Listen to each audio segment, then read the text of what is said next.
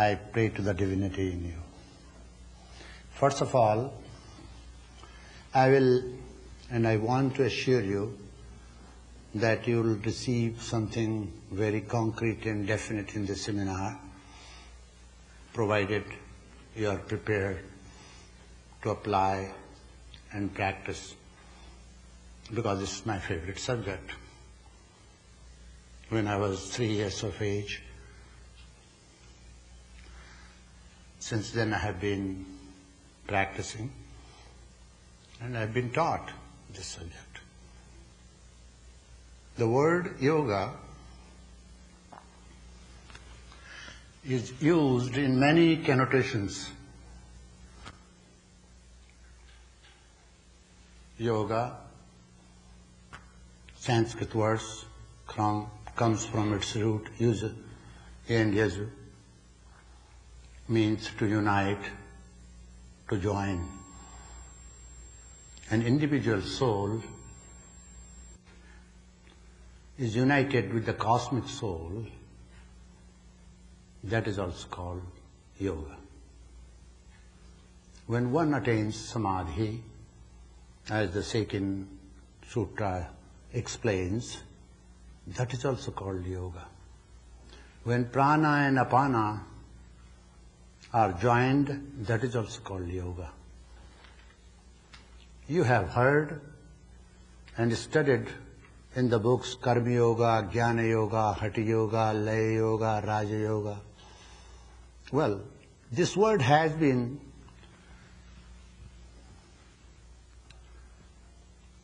two, 3 times used in the Bible as thy yoke.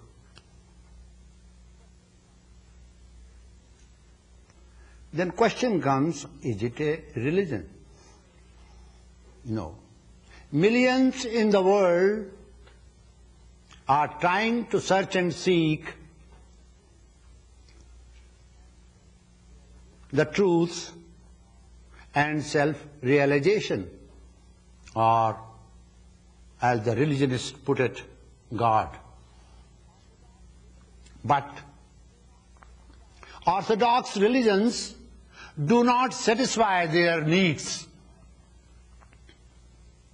So they are questioning life, both in the East and West. If you collect the data from the churches, you will come to know only old people who are haunted by the idea of death go to the temples and churches out of fear, thinking that the house of God will give them some solace. But questioning mind cannot be satisfied. You go to church, you go to temple, you go to synagogues, the questioning mind is still there. The yoga science does not offer any new religion. Then what does it do? It offers methodology, methods. It does not condemn any religions. All the great religions have come from one source, and religions often say what to do and what not to do. Set up certain rules, conventions, certain disciplines for you, which are not fully satisfying. So, yoga science does not believe in what to do and what not to do, but teaches you how to be. There are 2 methods and 2 ways of learning this philosophy, studying this philosophy, and practicing this science. I am using both words, philosophy and science, which I will explain to you. One is monastic way, not merely by studying books, learning from the professors but learning to understand the philosophy in a practical manner. Suppose you like to sit in meditation. How should you sit in meditation? Why should you keep your head, neck and trunk in a straight line if your teacher tells you? Why should you do that?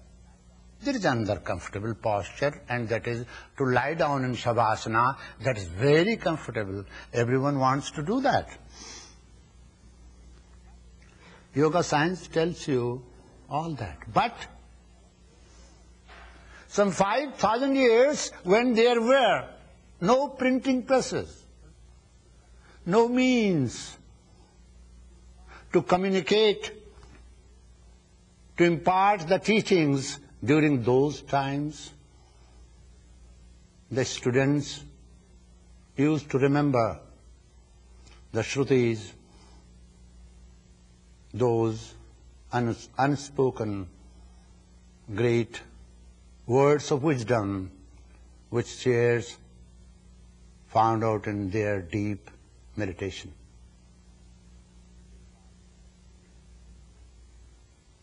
Devatma Sakti Sagunair Nigudam, as Shweta Upanishad says. Te dhyana yogena gatavana question.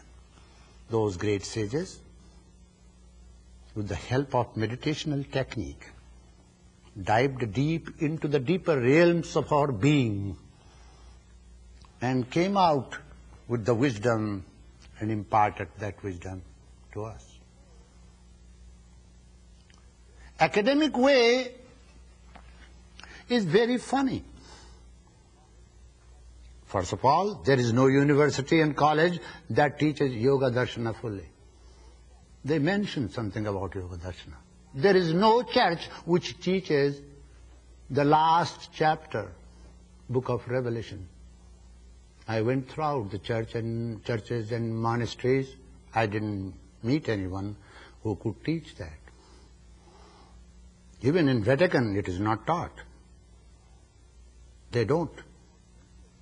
Because for teaching the Book of Revelations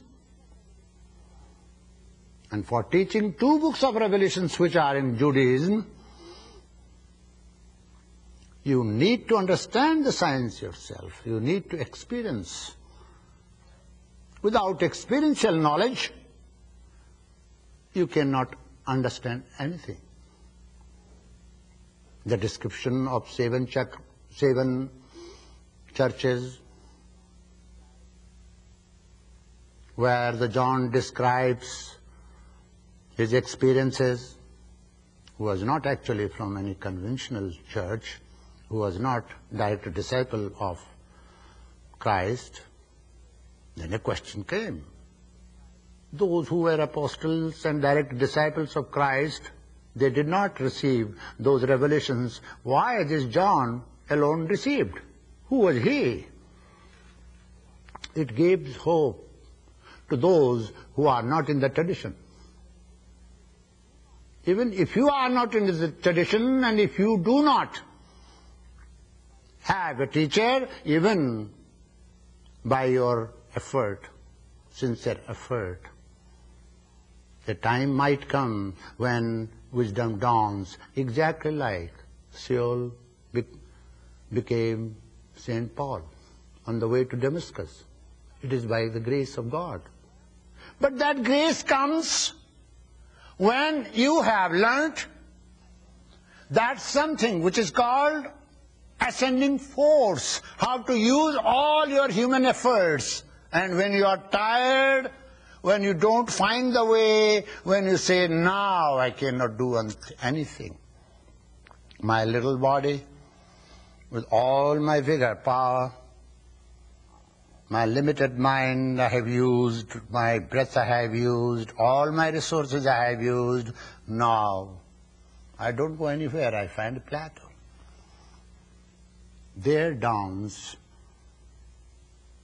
that wisdom which helps you, leads you to the other shore of life.